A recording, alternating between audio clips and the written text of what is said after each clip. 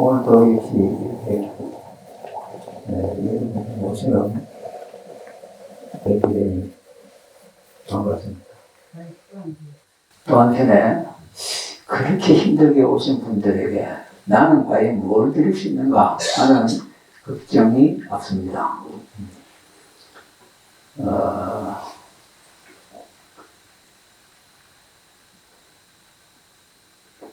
내가 좀 역설적으로 여러분에게 항상 말씀드리지만 여러분은 참 이 시대에 태어나서 복이 많다고 합니다. 제가 말하는 복은 일반적 상식의 복은 아니죠. 즉, 이 어수선하고 다사다난하고 힘든 삭막한 이런 시대를 태어난 그게 복이다 이 말이에요. 이런 시대를 만났으니까 여러분이 그거를 실감하게 되고 그거에 대해서도 또 많은 생각과 그거를 타게 극복하려는 노력 이런 것을 어떤 편안한 사회 어떤 시대보다도 더 절실하게 많이 할 수 있기 때문에 여러분의 법의 복력이 많다 이 말입니다. 그런 면에서 오늘 이야기도 진행될 수밖에 없는데 도대체 왜 본가? 정말 고를 입을 수밖에 없는 어떻게 보면 우리 인간이 정말 고존인가? 고의 존재인가? 이거 한번 생각해 볼 일이단 말이에요. 고가 너무 많고 너무 힘드니 한편 억울하잖아요. 제가 볼 때는 정말 억울하기 짝이 없는 고입니다. 부처님은 고를 말씀하실 때 단순하게 무슨 고의 어떤 그 내역이라든가 불가피성이라든가 이런 것을 강조하기 위해서 고를 말씀하신 건 아니거든요. 고지멸도하는 그 고는 벌써 해결을 전제로 한 겁니다. 부처님은 고를 뿌리째 뽑아내셨고 또 그 뽑아내는 방법을 완전히 터득하신 다음에 중생 앞에 섰다 이 말이에요. 그 뜻에서 고지멸도를 설하신 거거든요. 구성부터 재밌잖아요. 고로 시작을 해서는 상식 같으면은 멸로 끝나야 되는데 그럼 고지 도멸이 돼야 되겠죠. 그런데 왜 고지 멸도냐 이게요. 쉽게 산 올라가는 길 그게 바로 집이다 하는 그러한 전제를 벌써 깔고 말씀하셨다고 보면 부처님은 고의 해결을 전제로 고를 말씀하셨다고 그렇게 우리가 일단 부처님 법의 체계를 이해해야 하지 않을까 생각합니다. 그렇게 억울하게 고를 겪고 있는 입장을 동정한 나머지 건강한 길, 건강을 사는 존재 그걸 이제 말씀하시려고 했는데 그 말은 조금 더 부연을 하면은 아니 조금 더 부연이 아니라 좀 진전을 시키면은 그 생각을 원래 인간은 고와 관계없는 존재예요.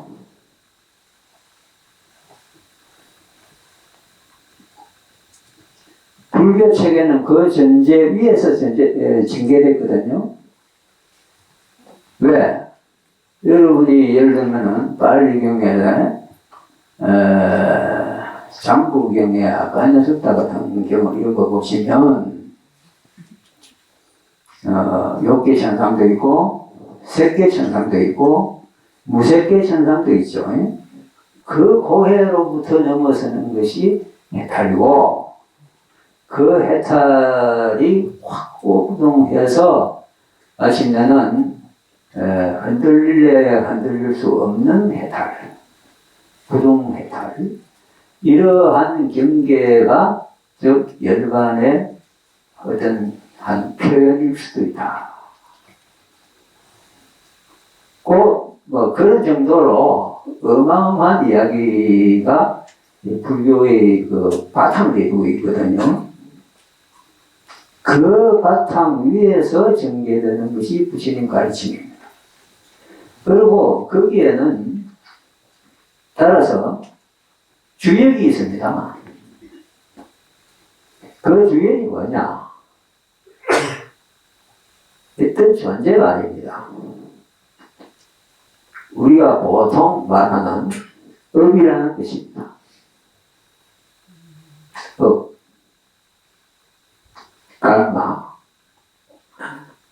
이 업이라는 것이 무언가를 다 만들고 생성하고 또 돌아가게 만들고 하는 그 근원적 힘인데, 즉 업력의 어떤 주체인데, 이 업하고 관계에 있는 것을 우리가 그 업과 관계에 있는 존재를 인간이라 합니다.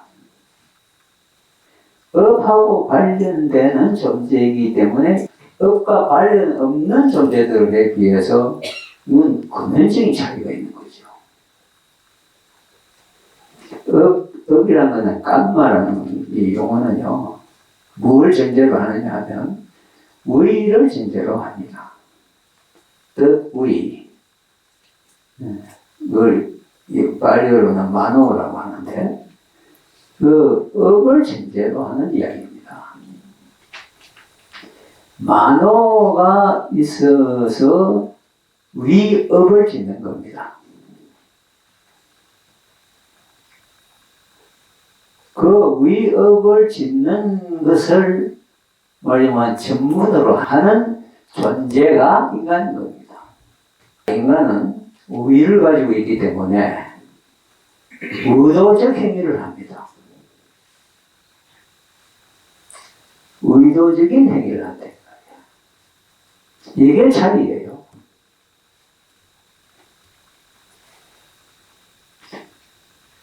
그러면 인간부터 이제 그 위로 천상계, 이걸 이제 그 소위 우주의 말하자면 상부 구조라고 본다면, 부처님은 법을 선하는데 이 상부 구조를 대상으로 합니다.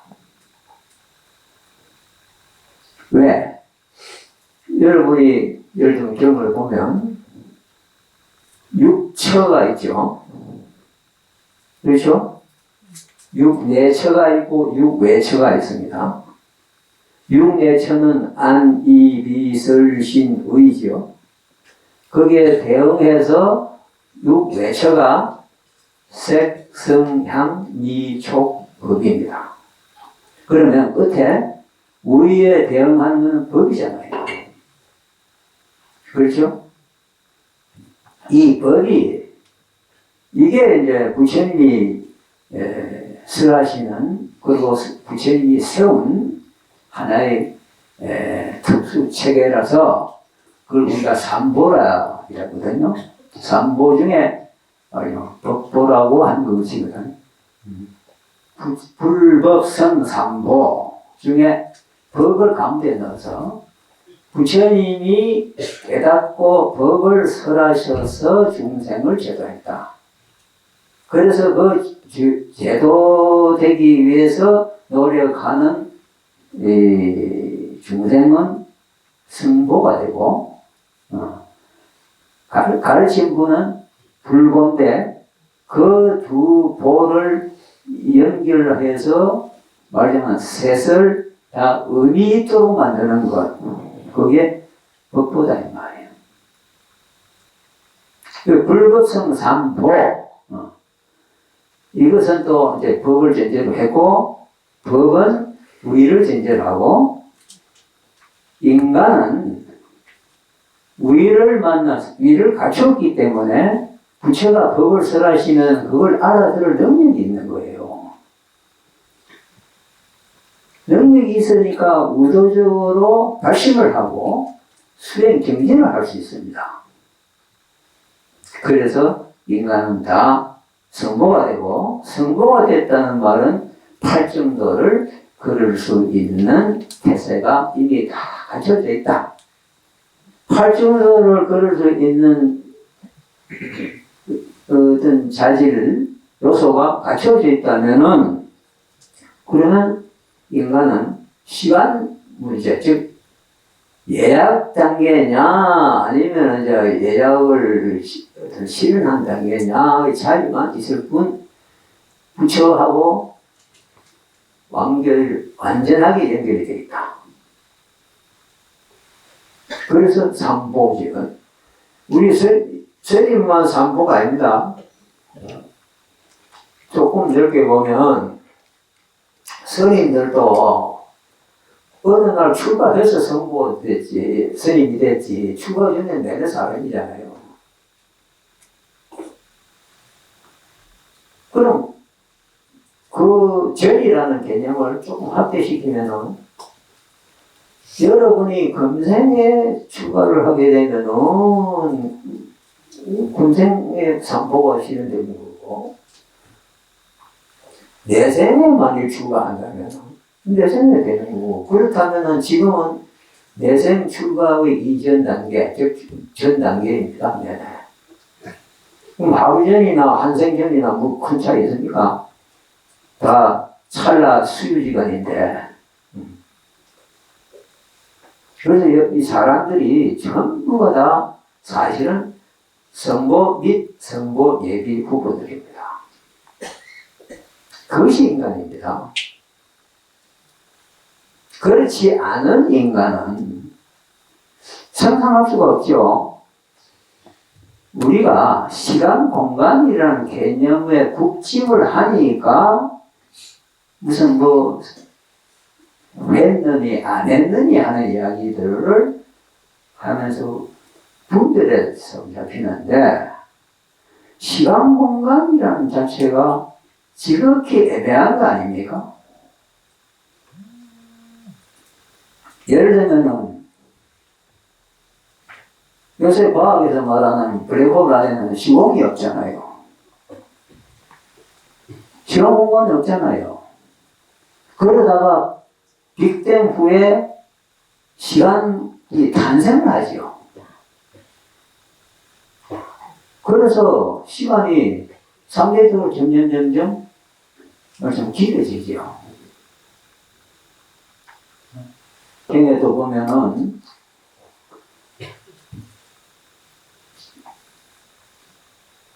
이 인간계에서의 뭐 한 1000년 정도가, 예를 들면 1000단계 하루다.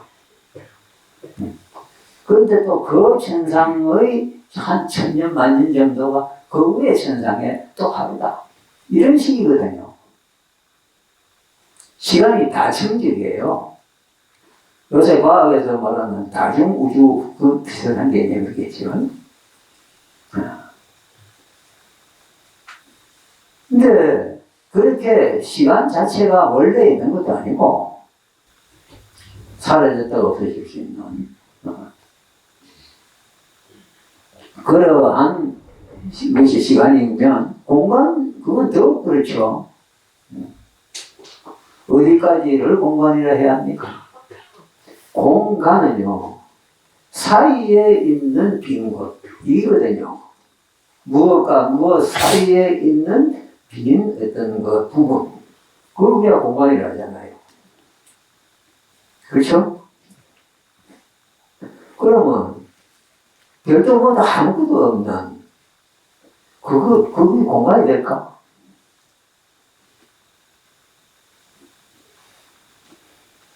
그래서 의미 있는 시간, 공간은 결국 탄생을 할 수도 있고 소멸할 수도 있다 이 말입니다.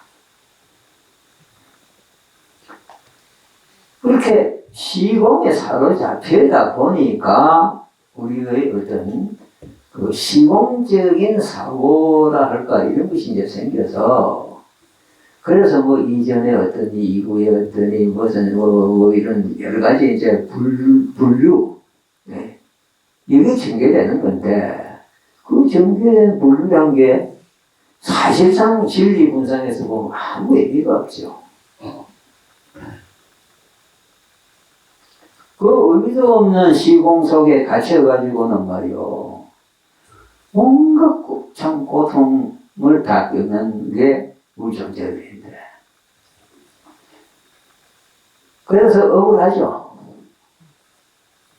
네? 원래 없는 그 속에 있다고 생각을 한 나머지 그 속에 감옥을 스스로 만들어서 갇혀서는 그래서는 이제는 죽겠다 살겠다 하고 매일 아홉성이니 그 얼마나 억울한 짓입니까?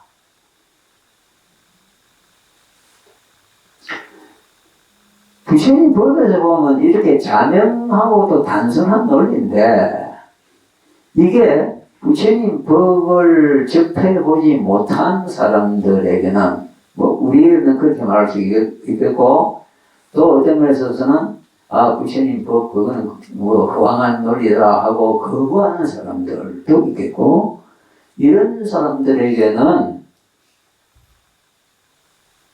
이 소식이 참 난감하고 접근하기 어려운 이야기예요. 그래서 그분들은 보통 말합니다. 인생 단 한 번뿐인 걸. 한 번뿐인 인생을 내가 어떻게 이렇게 뭐 이런 식으로 그런 식 사고를 하다 보면은 매사가 절박합니다. 그렇죠? 절박하지 않을 수 없죠. 한 번뿐인데 그 한 번뿐인 끝이 지금 점점 다가오고 있는데 어떻게 내가 편안할 수 있나? 이거 어떻게 대처해야 되지? 어떻게 지금을 살아야 되지? 하는 그 초조, 긴장, 절박. 이로 인해서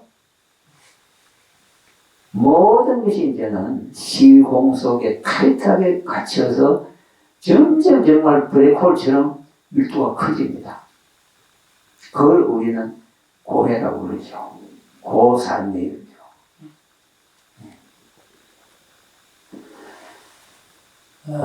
그 억울하게 살고 있는 중생을 제도해서 있지도 않은 것에 갇혀서 살고 있는 그 존재를 억울한 상태로부터 해방을 시켜가지고는 본문사를 실현하도록 이끌어주는 거예요. 인간이 인간답게 어떤 축생들과 윤회의 존재로부터 구별되는 인간 그 본유의 모습. 그걸 우리가 부처의 경지라 하죠. 그 부처를 실현시키는 것. 이게 사실은 부처님이 우리 중생들에게 가르치는 취지죠. 그래서 아까 말한 삼보죠.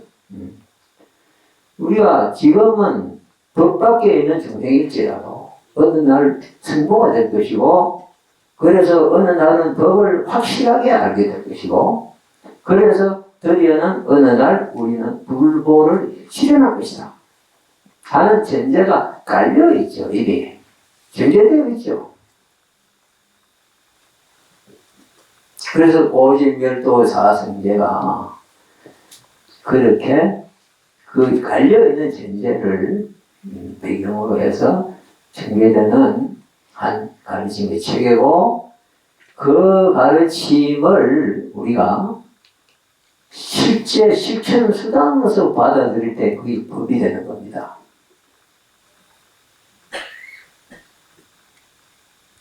그래서 진리와 법은 은밀하게 의미하면 다릅니다. 진리는 우리가 벌써 참 노자 말씀대로 도가 도인이 비상도요 하듯이 진리라고 말하는 순간 그건 진리가 아닙니다. 그건 인간이 말하는 한 어떤 개념입니다. 진리지 아니죠. 그러면 뭐냐? 이 법입니다.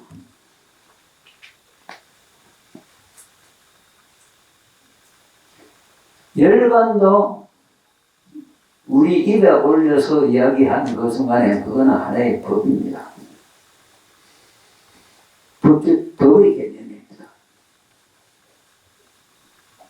그래서 그러죠. 진리는 언어의 밖에 있다. 언어 도단이다. 그렇게 묘를 할 수밖에 없는 그 소식, 말하자면 진리를 지향해서 우리가 일단은 법을 만나고 법에 발심하고 법을 실천 수행해서 진리의 길을 한 걸음 한 걸음 나아가서 마치면은 진리를 실현한다. 그러나 실현했을 때 그 진리가 아 이거 진리구나 했으면 그건 벌써 아니다 이 말이에요. 아 내가 도달했구나 그건 아니다 이 말이에요. 어떤 경계 어떤 경계를 설정해 놓고 내가 거기 가야겠다 하고 노력하면요 그건 하나의 우리 머릿속에서 그리고 있는 개념적인 어떤 설정된 목표입니다. 그 진리가 아니죠. 따라서 우리가 뭘 공부를 해서 한 소식 했다 하고는 그 다음에 뭐 마음 어떻게 해서 여러 가지로 뭐 어떤 참 때로는 사람에 따라서는 광태를 부리기도 하고 하는데 그게 잘못된 이야기겠죠. 그렇게 한 소식의 대상이 아니겠죠 아마. 한 소식 후에 또 한 소식이고 또 한 소식이고 그래서 뭐 참 첩첩첩첩이 넘어야 할 어떤 경계가 있다면 그거는 오히려 말이 맞죠. 그래서 사정제에서 도성제가 제일 끝에 오는 거예요. 사람이 법과 그러한 인연을 애당초에 갖고 있는 존재라면은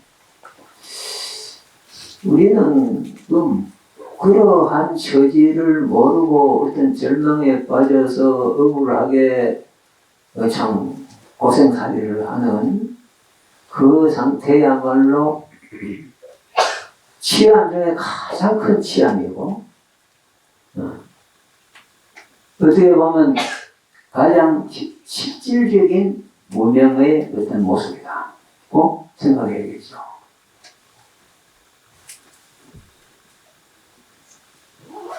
무명하면 밝음이 없다. 해탈 열반의 어떤 또는 사성제에 대한 어떤 이해, 인식이 없다 하는 걸 무명이라고 이제 일반적으로 정의하는데 그런 정의보다는 차라리 이렇게 조금 구체적으로 설명하면 알아듣기 쉽잖아요.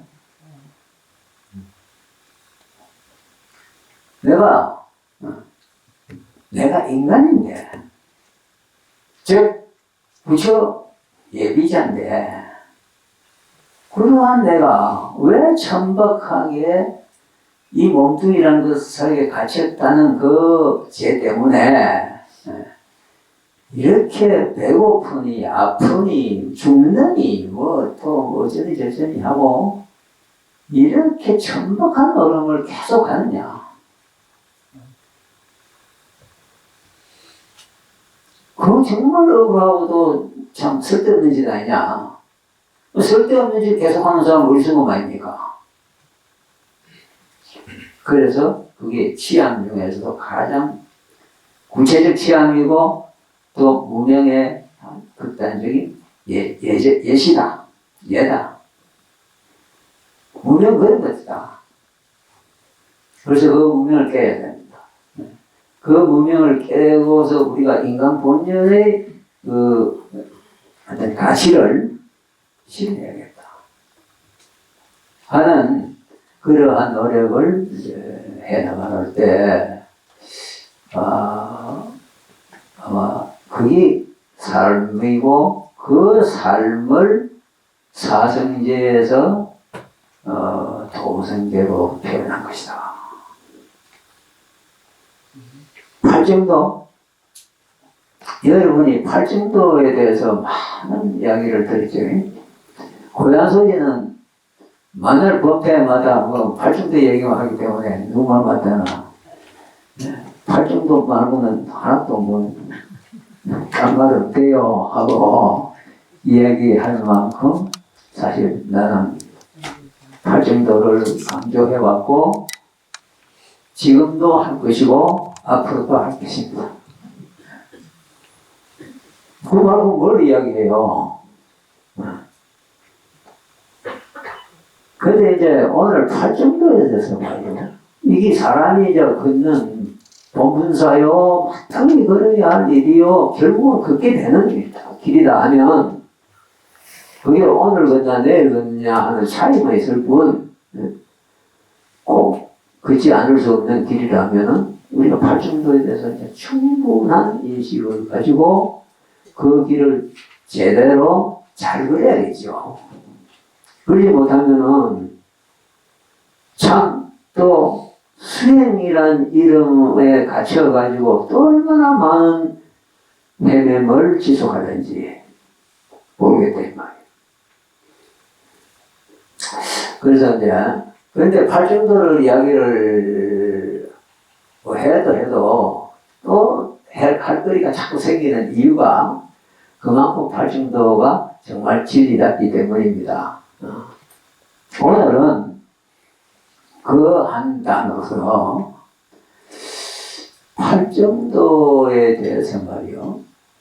그 중부경의 117경에 나오는 그렇지 아마 그 이야기의 이제 좀 뭐 해설이랄까 설명이 되겠는데 그걸 좀 나름대로 한번 시도를 해보겠습니다.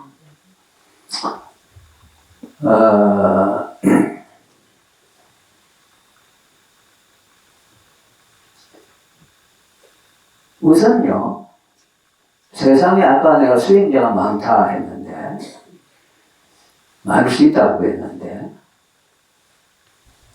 노력하는 사람, 예를 들면은 윤리적인 자기 향상을 위해서 노력하는 사람, 많이 있죠?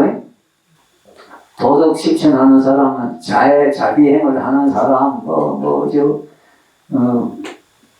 요새 우리나라에 참 해외에 나가서까지 이 적극적 사랑의 행위를 하는 그러한 선의에 참 좋은 훌륭한 분들이 참 많이 나오죠.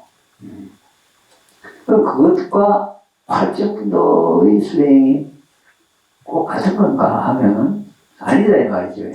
아니니까 팔정도겠죠. 그러면 어떻게 다르냐? 그 문제를 117경이 잘 짚어줍니다. 거기는 보면 이제 마지막 정을 좀 제외한 그 앞에 7가지가 어떻게 돌아가느냐 하는 그 소식을 이야기하거든요. 정견이 제일 앞에 있죠. 그 다음 이제 정사, 정어, 정업, 정명, 정정진, 정념입니다. 정어, 정사, 정어, 정업, 정명. 이거는요, 사실은 여러분의 생활입니다. 여러분 언제 생각 안 하며, 언제 말 안 하며, 언제 행동 안 하며, 언제 살기 위해서 밥벌이 안 합니까? 이건 삶이에요, 그대로. 그래서 그 중에 여러 가지 이제 모습들이 다 징계될 수 있는데 요 넷을 말이요. 일단 정견이 들어서 한번 묵어줍니다. 근데 정견은 뭐냐면 바른 견해거든. 견해가 나와서 해내는 사람들에게 어떤 목표를 제시를 해서 방향을 잡아주는 역할을 일단은 합니다. 생각도 그쪽으로, 말도 그쪽으로, 행위도 그쪽으로, 삶도 그쪽으로 영위하려고 노력할 때 그 사람 일단은 변화가 온 거죠. 정견을 접하고서 달라진 것이죠. 그래서 이제 정견은 정견 나름대로 그렇게 역할을 한다고 생각해야겠죠. 이제 그 다음에 이 삶의 내용은 내내 그것인데, 내내 생각하고 말하고 행동하고 사는 것인데, 여기 이제 정진이도 한번 문제를 묻습니다. 올바로 정진을 해라. 즉, 지금 나에게 어떤 결함이 있는가를 살펴서 그 나쁜, 잘못된 또는 해로운 것이 있으면 그것을 없애려고 노력하고, 그 다음에 나에게 없는 좋은 점은 어떤 것인가?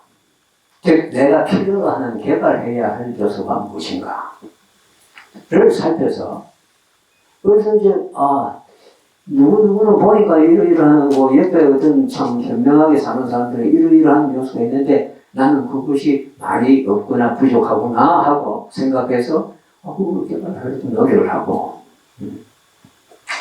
그래가지고 마침내 어느 정도 개발되면은 이게 사기를 잡히면 안 되도록 영원히 내 것으로서 딱 자리 잡아서 적극적이고 더 말하자면 더成장하는 그러한 좋은 덕이 되도록 노력하고, 이렇게 네 가지 노력하는 것을 정진이라고 그러죠.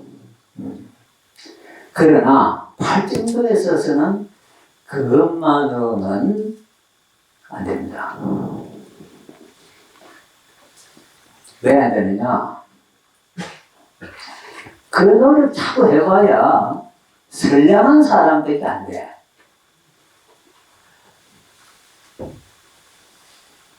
선량한, 때 없는, 나쁜 일을 해꾸질 안 해서 남 괴롭히지도 안 하고, 그래서 참, 그 옆에 가면 기분 좋고 편안한, 그러한 온갖 덕을 다 갖춘 사람은 될지언정 그 사람이 열반해 두지는 못한다는 말이에요.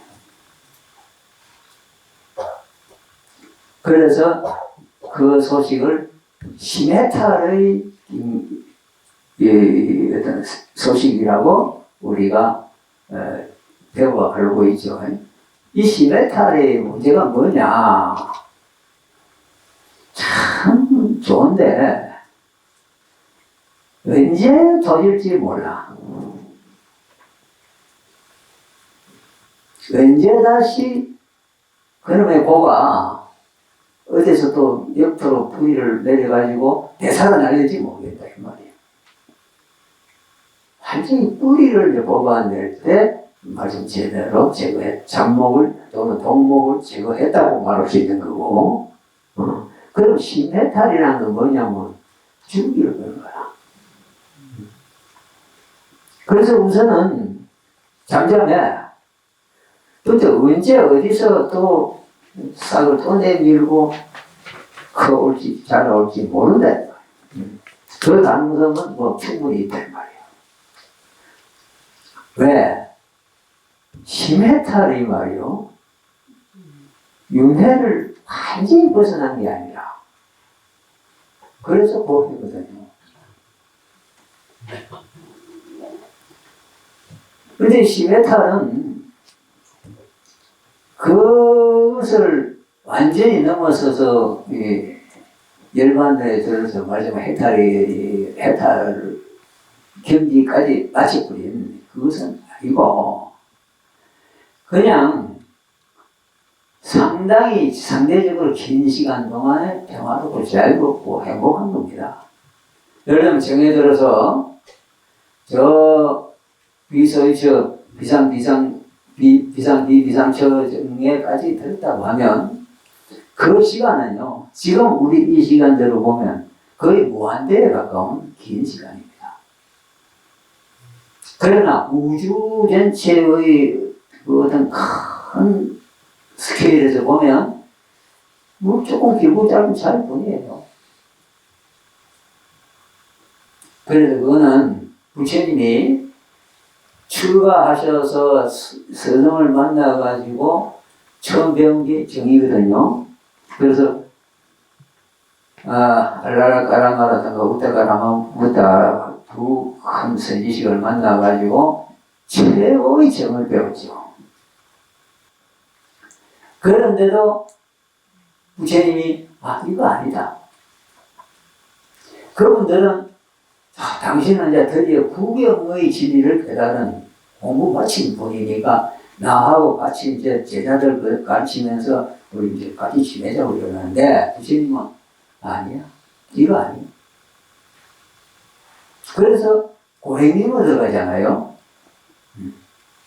그 경에 나오는 그런 이야기들을 우리가 그냥 예사롭게 넘겨버리면은 경이 얼마나 많아요.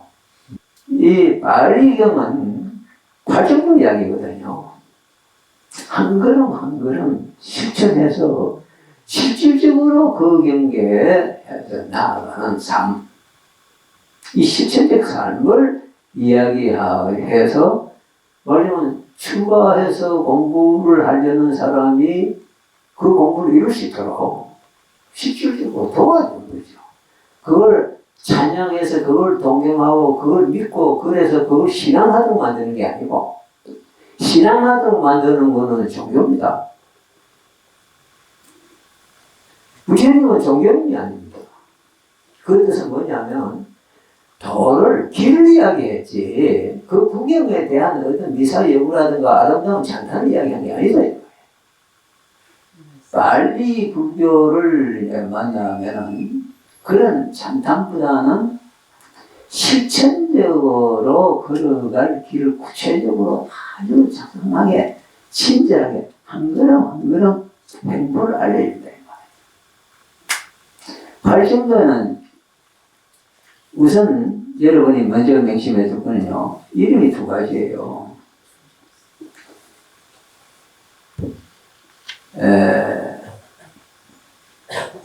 발심도라는 이름은 그 구체적으로 그 구성 요소를 가지고 이야기한 것이고, 그 성질로는 중도라고 그럽니다. 중도.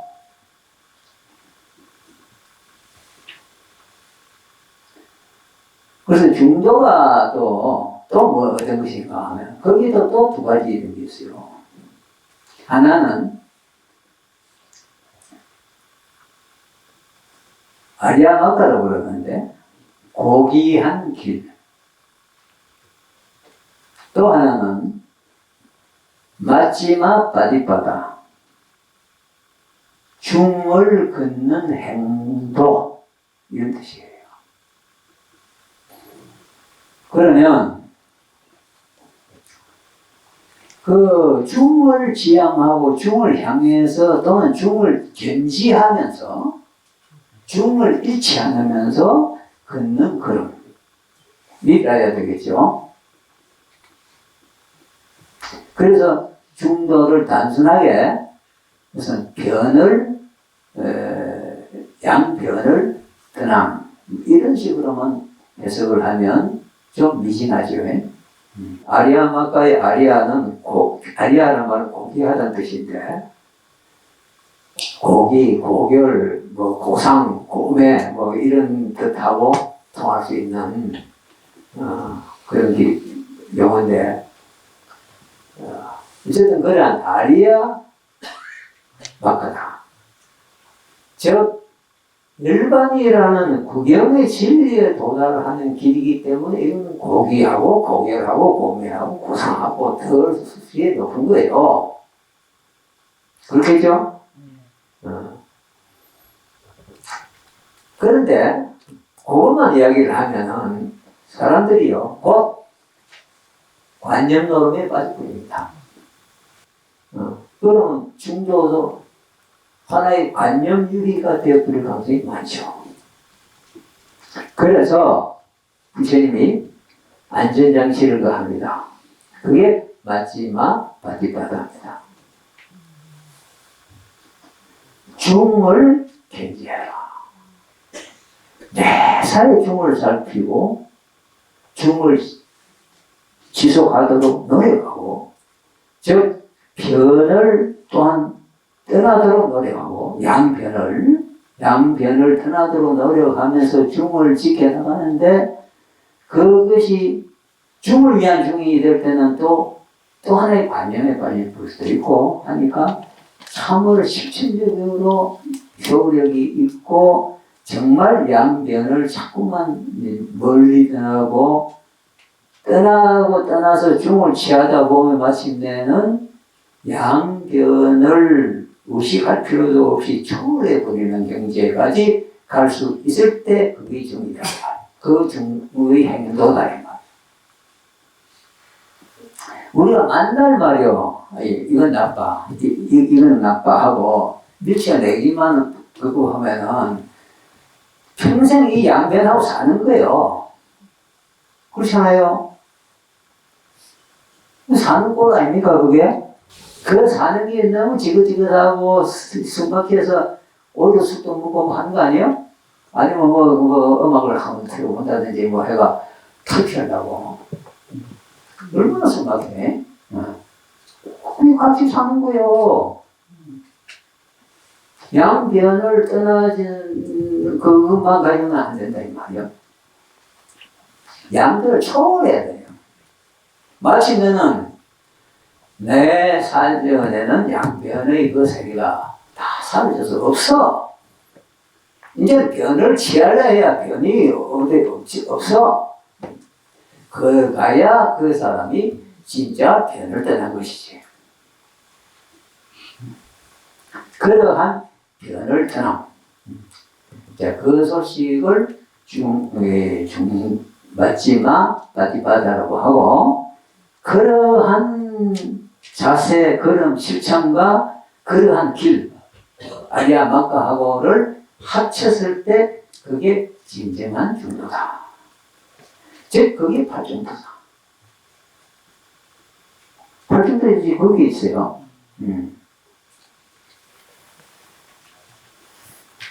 그러면 지금 앞에 말한 정정진, 한테 그 노력해서 좋은 사람이 되는 그거는 이거 좀 그것만 가지고 안 되겠죠.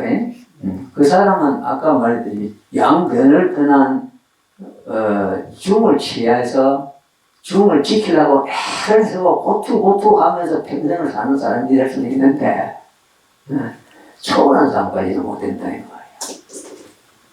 말이야. 그러려면 서로 그 사람이 노력하는 과정에 삼배를 이루어가지고 마치면은 신통력까지도 얻을 수 있습니다. 그런데 이게 아까 말한 초월의 중도가 되려면 단순하게 양변을 멀리하는 정진의 중도만 가지고는 안 되고 마침내는 한 거대한 업그레이드가 있어야 돼요. 그것을 위해서 뭐 하나 더 매력이 있어야 되겠다 이 말이요. 그게 정념입니다.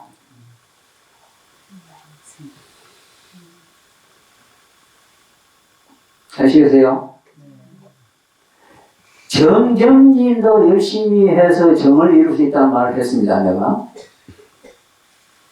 그런데 그 정은 결국은 밑둥자르기까지밖에 못 가는 정이다. 그럼 뿌리를 다 뽑아내는 정이 또 있어야 될 것 아니냐, 정에도. 뿌리채 팍 뽑아내는 그러한 뭐 굴삭기 같은 것, 이걸 부처님이 마련하신 거예요. 뿌리채 뽑아낼 수 있는, 또는 아까 말한 양변을 초월할 수 있는, 상당히 장벽을 넘어서는 비행, 이러한 것을 한 것이 그게 정예이다 이 말입니다. 삼마사띠라고 여러분이 많이 듣고 있는 그것이 정정진에서 정정까지의 그 말하자면 7가지가 다 갖춰져도 열반을 갈 수 없는 그 한계를 해결해 주는 것이 정념이 됩니다. 이 정념이 들어갔을 때 그 8개 가지 팔지도는 팔지성도가 된다. 요 점을 제가 강조해 두고 싶은 겁니다. 오늘 정념이 들어갔을 때 비로소 팔지성도가 된다. 즉 팔정도가 된다. 그 전에는 그냥 팔지성도가 아니라 팔지도인데 이걸 팔지성도로 업그레이드 시켜주는 것은 삼마사지다. 자, 그럼 삼마사지가 뭔데 그렇게까지 신통방통하냐? 우선 오늘 이야기를 여기까지 한 책임상 그 조금은 해야 됩니다. 부처님이 정념의 어떤 제자가 물으세요. 정지정념 하는데 정지가 뭡니까? 그 정지란 건 사띠 삼빠잔냐에서 삼빠잔냐를 말합니다. 그러니까 부처님이 우리가 흔히 아는 말로 횡주자와 어묵동정을 아는 것이다. 이렇게 설명합니다. 내가 그러면 걷는다고 알고 있고, 내가 말하고 있으면서 내가 말하고 있구나 하고 말하고, 뭘 다 알면서 주시하면서 그러면서 할 때 그것이 삼빠자냐다. 그러면 정념은 뭡니까? 하고 다시 물으니까 부처님이 말 한마디로 딱 대답합니다. 사염처다. 신수심법. 이 사염처가 정념이다 이럽니다. 여기서 이제 참 많은 오해와 문제가 생깁니다. 근데 제가 볼 때는 우리가 팔정 이 사기 같은 것을 이해할 때 팔 정도의 한 부분이라는 것을 잊지 않아야 합니다. 길을 쉬지 않고 계속 나아감. 우리가 길이라 하면은요, 걷는 것이지, 길 위에 지치고 들어놓으면 그건 길이 아니고 집이죠.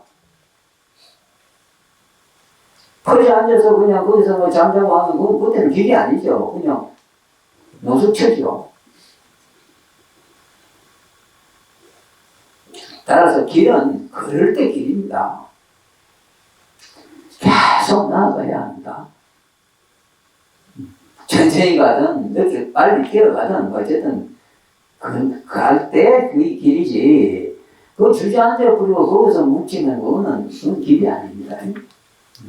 따라서 사염처를 길로서 길의 일환으로서 이해를 해야지.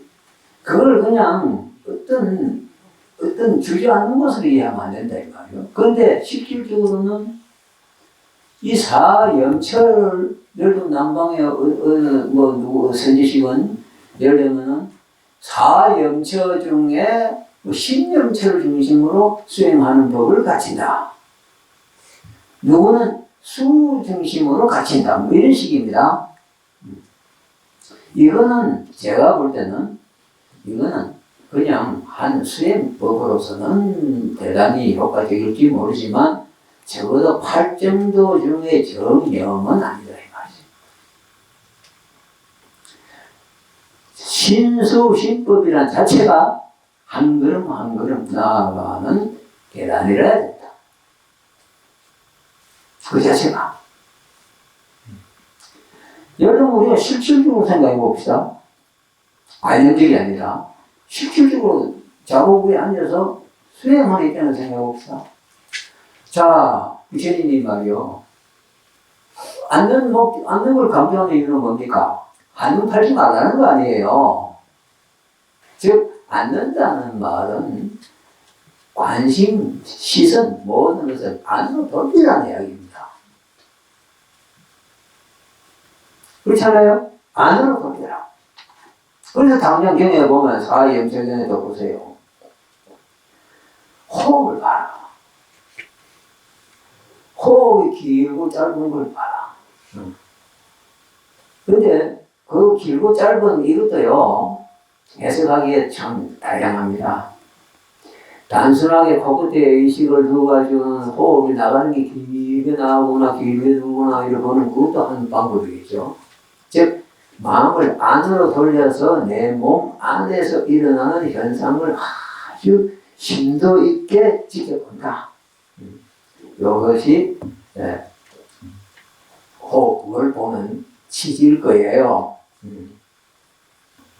그렇게 이제 호흡을 쭉 보면서 이제 앉아서 버티다 보면 여러분이 다 경험하죠? 어디가 괜히 근질근질해. 뭐 벌레가 막 기어가. 느낌 아닙니까? 그걸 수라고 해요.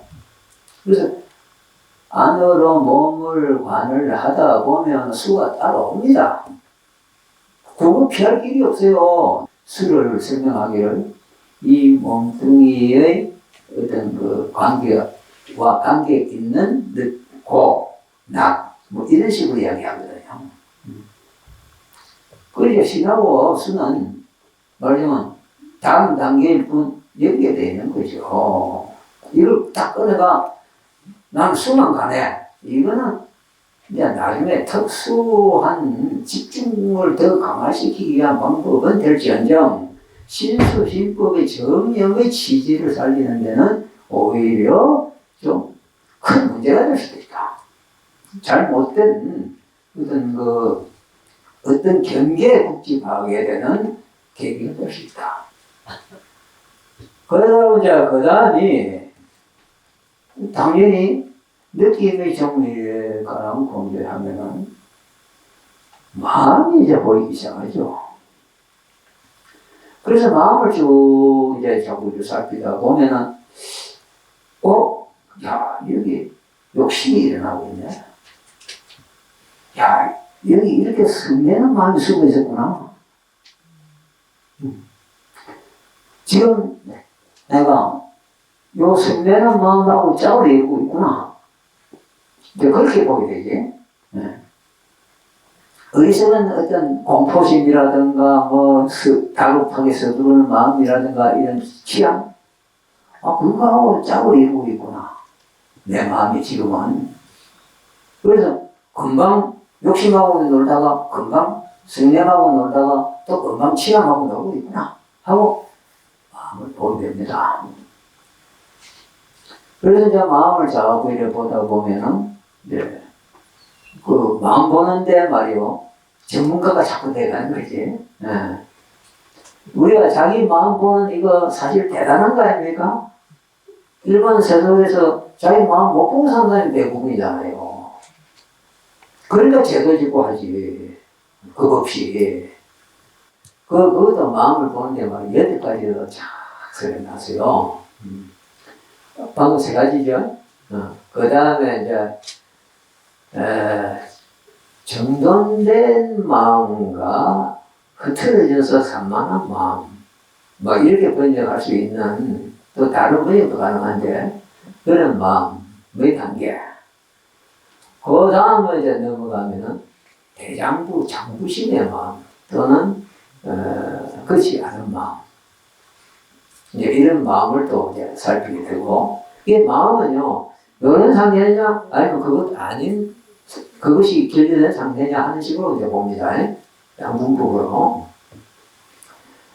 그래가지고 이제 큰 장부심 중에 가장 그거는 추가심이겠지. 네?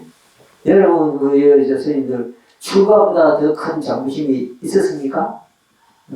내가 대통령 되겠다, 하는 그런 마음하고는 비교가 안 되잖아요. 그 다음에 이제 유상심과 무상심이죠. 크긴 큰데, 이제 아직도 더 위가 남아있으면, 이건 유상심이고, 이 마음에서 온 우주를 덮어서 이제 더 이상 더 높은 건 없다. 이거는 무상심이라고 그러죠. 거기에서 이제 부처님 법을 만난 덕에 한 걸음 더 나간다 하면 그게 이제 사마다하다 짓다. 즉 삼매에 든 마음. 여기서 이제 또 많은 어떤 갈래가 나올 수 있습니다. 차이가 나올 수 있습니다. 근데 왜 다시 또 사마다하다 짓다가 나오냐? 너무 세상스럽지 않아요. 그래서 제가 보기에는 그것은 중도의 소식이야. 중도정, 즉 자나. 이 자나의 소식이다. 그래서 드디어는 비무따짓다. 해탈심이냐, 해탈하지 못한 마음이냐 하는 이게 소위 해탈이다고 저는 일단 봅니다. 그러나 우리가 무슨 결론 짓는 것을 서둘 이유는 없고 근기 있게 더 성실하게 자꾸 확인해 갑시다. 다만 나는 어떤 이러한 아이디어를 여러분에게 일단 드려서 여기는 공부 초심자도 있고 또 공부에 참 아주 깊은 분들도 계시니까 그러니까 그분들에게 생각거리를 하나 드린다. 이 정도로 생각해 주십시오. 그래서 뒤에 비무따짓다는 소위 이제 비무띠, 비목화가 아니고 비무띠다. 심해탈은 비목화로 표현하고 해해탈은 비무띠로 표현한다고 보면 우리가 공부에 달락을 지어가면서 정리하는 데는 굉장히 도움이 될 것이다. 그리고선 이 심념체에서 나오는 마지막 것을 비무타짓다라고 보자. 이렇게 생각합니다. 자, 여기까지가 이제 뭐냐면 삼마사띠를 하면서 이제 쭉 흘러오는 자연스러운 흐름입니다. 관심을 안으로 향했고 그러다 보니까 느낌이 생겼고 또 그 느낌이 안정되니까 마음이 이제 싹 보여서 마음을 이제 살폈다. 그래서 법염처가 나와야 되고 그래서 나오는 겁니다. 시메탈의 경계에서 무상심까지 갔다 이 말이에요. 무상심까지를 살핀 사람이 아직도 뭐가 있네. 그럼 뭐냐? 지혜네.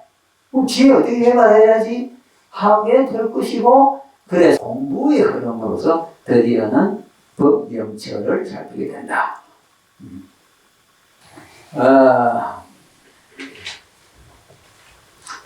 법염처에 제일 앞에 5개가 나와요. 5가지 장애. 근데 그걸 크게 좀 구별을 해보면은, 좀 조잡하지만, 일단 대강 크게 구별해보면, 사염처 중에 법염처로서의 5개가 있고, 그 이외에 어떤 정진을 방해하는 장애로서의 5개가 있다고 제가 분류를 해봅니다.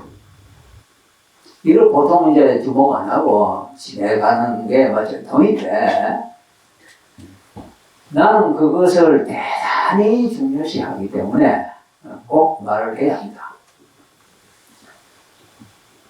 예, 까마찬다라는 말로 보통 많이 나오는데, 또는 뭐 까마도마나사라는 말도 쓸 때도 있고, 뭐 아마 그 말고도 또 뭐 있을 거예요. 근데 이거는 이 까마라는 용어가 여기에 반드시 등장하는데,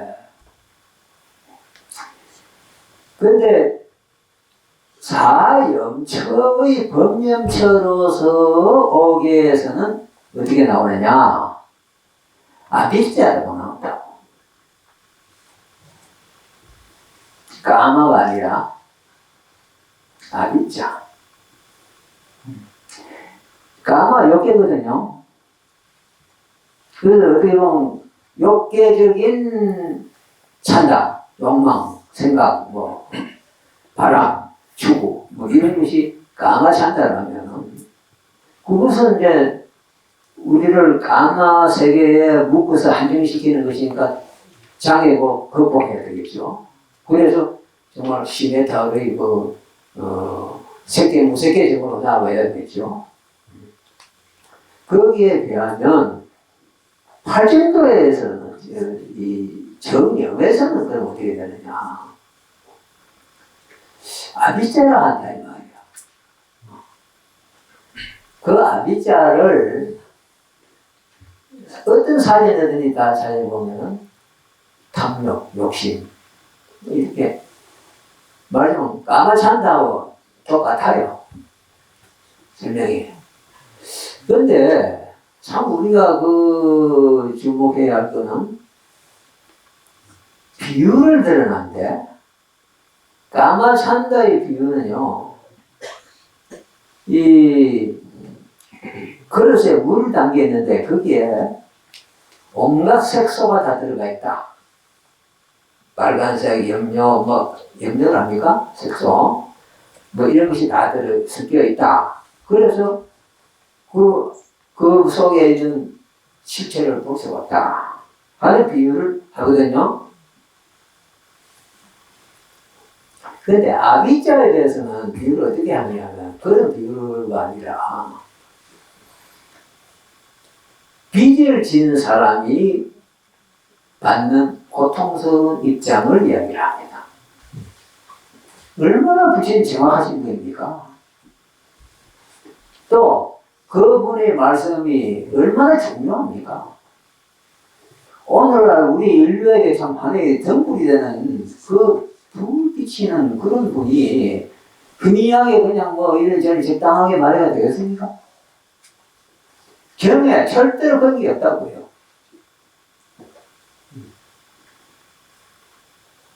참으로 삼세의 대도사로서, 삼계의 대도사로서 책임지고 말씀하셨습니다. 아비짜 부야빠가 또 미샤비티 뭐 우타자 구구자 여러 뭐 오해 뭐 미시기자 이런 것이 소위 5가지 장애인데, 뒤에 넷은 단어는 같아요. 단어는 같지만은 정말 용도는 다르다. 그래서 5개가 법염처로서 5개 나올 때는 이것은 소위 중도정인 초선에 들어가기 위한 노력을 방해하는 장애다. 이렇게 일단 봅니다. 그래서 이제 부처님도 깨달으실 때 고행도 다 안 되고 정말 절망에 빠졌을 때 그 초선을 다 어릴 때 경험했던 것을 되살려서 마치면은 대박을 이루시거든요. 바로 즉 중도정의입니다. 끝으로 한마디만 더 언급할 것은, 여러분이 지금 욕계, 색계, 무색계를 기계적으로 암기를 하다 보면 마치 욕계 위에 색계고 색계보다 무색계가 더 높다 하는데, 어떤 순서만 아니라 거기에 가치까지 그렇게 뭐냐면 부여해 버리기 위해서다고. 근데 그것은 중도에 어긋나는 대망발입니다.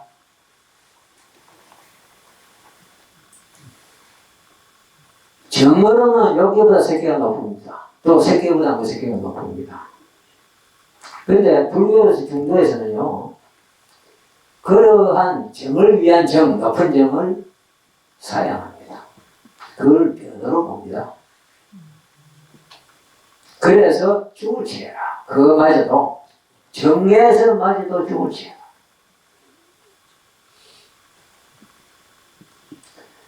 그래서 색계라는 것을 말하면 열반에 이르는 팔중도의 길로서는 그것이 더 직접적인 길이고,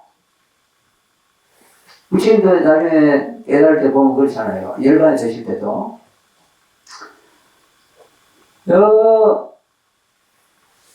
정이 높은 데까지 올라갔다가 도로 초선까지 내려갔다가 사선에 가서 열반 들어버리죠.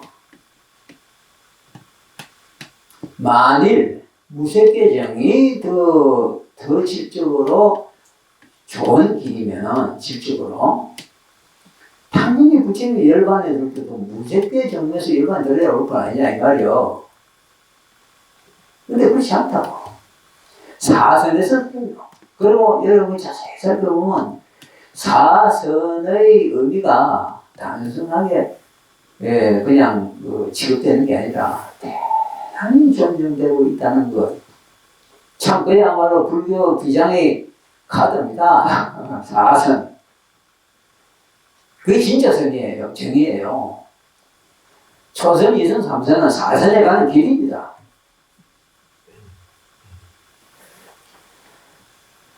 이러한 소식들이 다 면밀하게 또 참 빈틈없이 짜여져 있는 것이 법의 소식입니다. 자, 오늘 여기까지 이야기하고 여러분의 더 큰 정진 행상을 바라면서 끝내겠습니다.